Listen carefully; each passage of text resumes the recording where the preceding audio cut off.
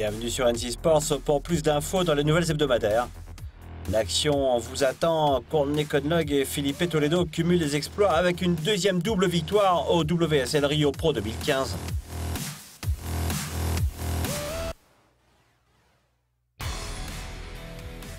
En s'imposant avec 6 heures individuelles, l'équipe US évince la puissante équipe australienne en obtenant la couronne à l'occasion du championnat du monde ISA Sup de paddleboard à Sayulita au Mexique. Un adieu spectaculaire avec des milliers de fans à Newport Bay pour la 7e leg sur les 9 de la Volvo Ocean Race. 2800 milles nautiques jusqu'à Lisbonne, un dernier long sprint qui en vaut la chandelle pour le titre au classement général.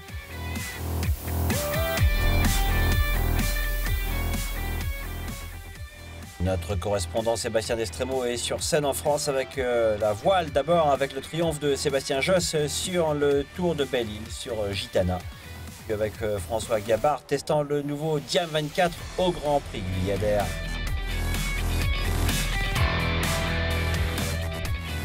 La France continue de régner avec la course croisière de l'EDEC, un événement nautique de classe mondiale pour les étudiants et organisé par les étudiants.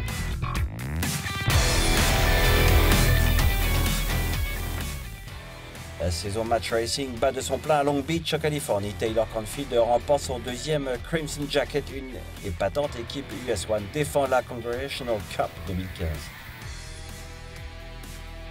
NC Sports, plongé dans l'action.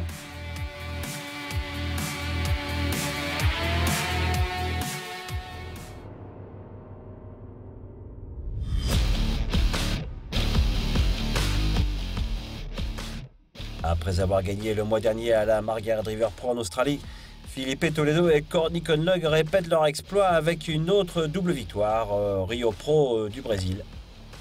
Actuellement se retrouvant tous deux au deuxième rang mondial, ils se retrouvent désormais dans la liste des favoris de cette saison 2015. J'ai jamais vu quelque chose comme ça auparavant, des tas de gens sur la plage, c'est vraiment mieux que la Coupe du Monde, c'est plus émouvant que la Coupe du Monde.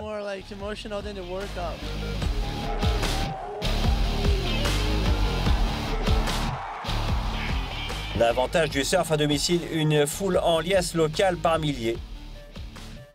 Il y avait de la pression et Felipe Toledo a su répliquer avec une incroyable performance, commençant avec de bons 9 et 1-10, et ce depuis le début des manches. En éliminant le Kiwi Riccardo Cristi en quart de finale et son compatriote Italo Ferreira en demi-finale, il a su garder son sang-froid pour assurer une finale encore plus impressionnante de haut vol. Ce sera dans le livre des records avec un parfait 10 et un énorme 9,87. Le discours est clos pour l'Australien P.B. Durbidge. Je sais pas, on a vraiment bien commencé l'année. Adriano, moi et tous les Brésiliens, on a confiance. Beaucoup d'attention de la part de tout le monde. Donc ça m'a donné beaucoup de confiance. Vous savez, hein, tout le soutien sur la plage, venant de la foule, de ma famille et de mes amis, ça me motive à fond pour y mettre le paquet afin d'offrir du spectacle à tout le monde.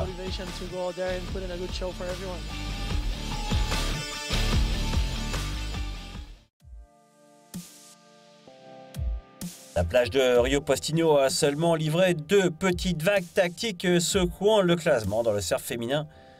Courtney Conlogue a travaillé dur sur tout le long jusqu'à la manche suivante grâce à sa ténacité et à une bonne combinaison de scores.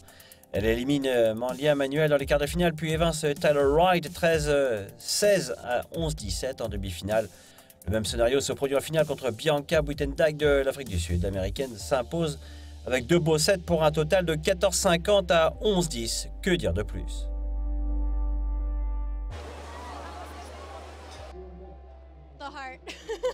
Mon cœur. J'essaie de récupérer. Sincèrement, je m'amuse beaucoup. J'essaie d'en profiter et d'effectuer de bons trucs dans ces 30 minutes et d'avoir 2 bonnes vagues. Je prends les choses simplement. J'ai jamais obtenu 2 victoires une saison et encore moins d'affilée. On verra. J'ai hâte de voir ce que nous réserve le reste de la saison.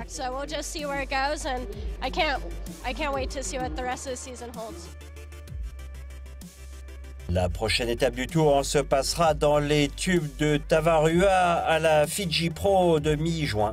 La saison 2015 à ses grands fans, ne ratez pas les reprises complètes de cette spectaculaire Rio Pro dans la prochaine édition sur NC Sport dans le Top Story en inédit samedi 30 mai à 17 h uniquement sur Nautical Channel.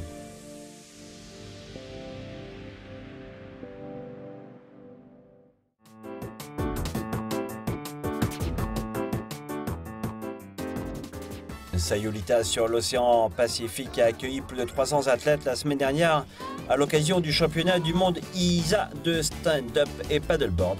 27 pays ont répondu à l'appel afin de rejoindre l'état de Nayarit au Mexique en quête de médailles d'or, d'argent et de bronze.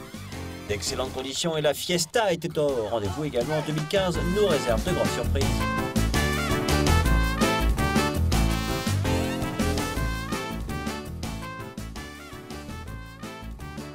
Avec 6 médailles d'or individuelles, Team US a dominé le classement général et ce dès le début. L'équipe a finalement gagné le match contre les champions en titre australiens.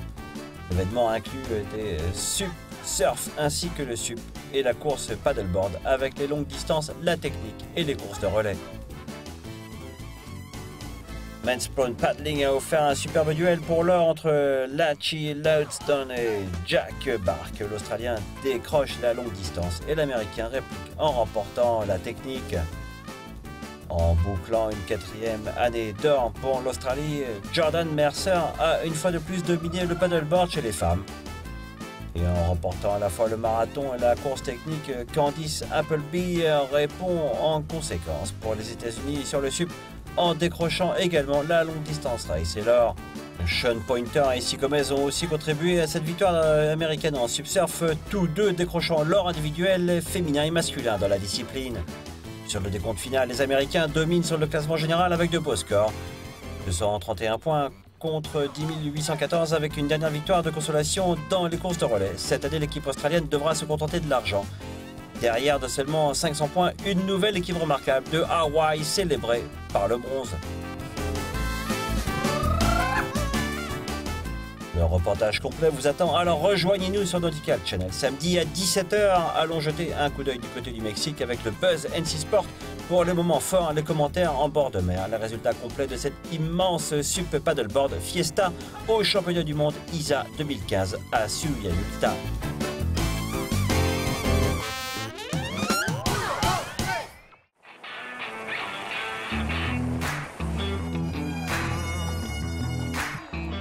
Well, I mean, obviously we've got to stay, close to Dongfeng. That'll get tested a little bit if we want to go a different way to them. So I think we'll just have to see how it unfolds. We'll see how we get out of the harbour, and we'll take it as there. I think everybody will sort of aim for the same waypoint for the first day or two, and then there's a pretty big fork in the road, and we'll have to see who goes where. Des milliers de fans de voile de partout des États-Unis fourmillaient sur les quais de Fort Adams à Newport pour un adieu vraiment spectaculaire. Une brise légère de 10 nœuds s'empare de la ligne de départ de l'étape 7. Ainsi, la flotte entame le sprint transatlantique de 2800 milles nautiques en direction de Lisbonne.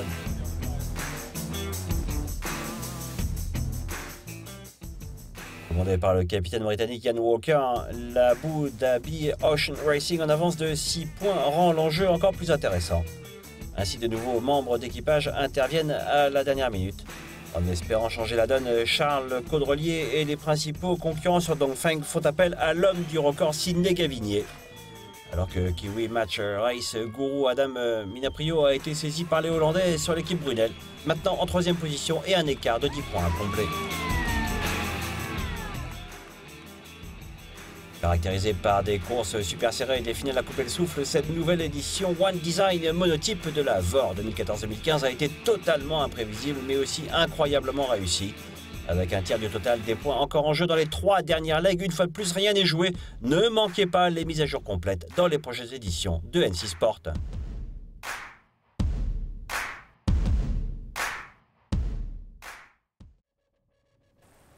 Le Multi 70 Gitana, skippé par Sébastien Josse, remporte la 8e édition du Tour de Belle-Île devant 470 concurrents.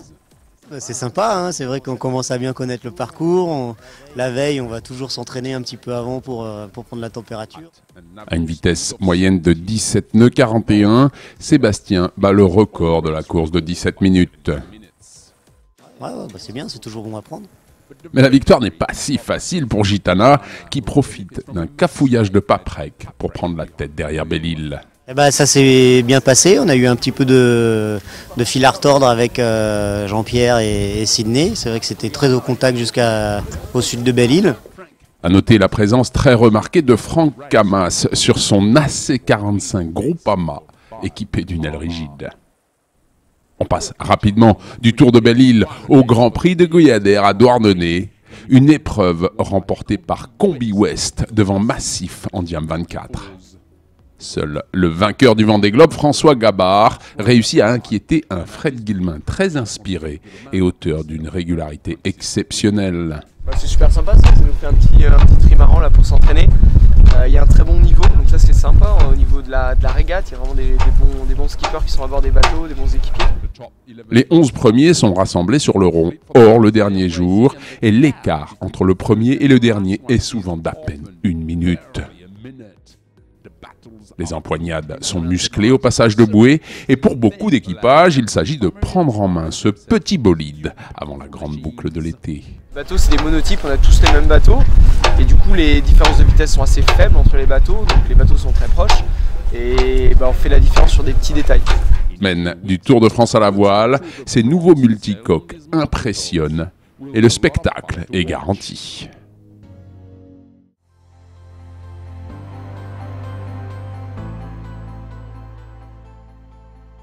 Parmi les meilleurs événements concernant la côte française en ce printemps 2015, la course croisière de l'EDEC à La Rochelle devient un vrai succès avec plus de 3000 étudiants qui fréquentent 160 différentes écoles de 22 pays différents. Cette 47e édition de la Multisport Raid concernait la régate étudiante traditionnelle, l'événement principal, tandis que l'événement nautique de la semaine a également offert de la planche à voile.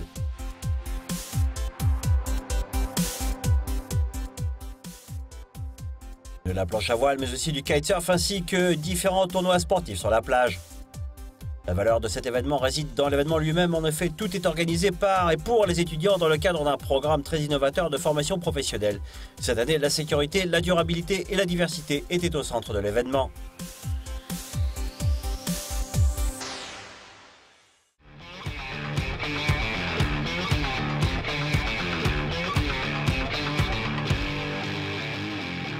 Avec 17 victoires contre seulement 4 défaites, Taylor Canfield et l'équipe US One Team défendent avec succès leur titre de Congressional Cup à Long Beach en Californie.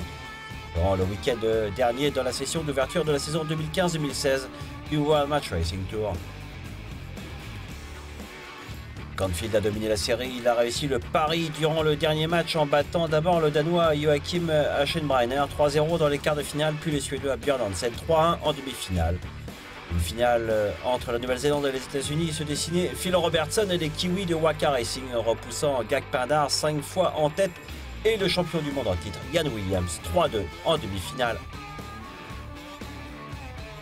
Une victoire à la fois donne le coup d'envoi de la finale, la course 3 est décisive.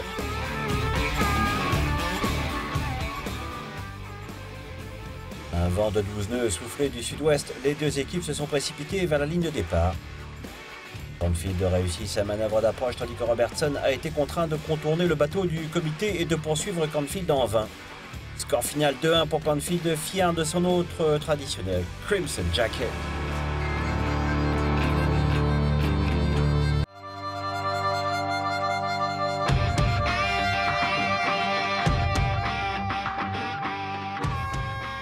Rejoignez les fans de Sup Paddleboard sur Nautical Channel. La Fiesta vous attend samedi à 17 h sur le Buzz NC Sport avec son reportage complet sur le championnat du monde de l'ISA 2015. Ne ratez pas les interviews, les moments forts de la course et les résultats complets.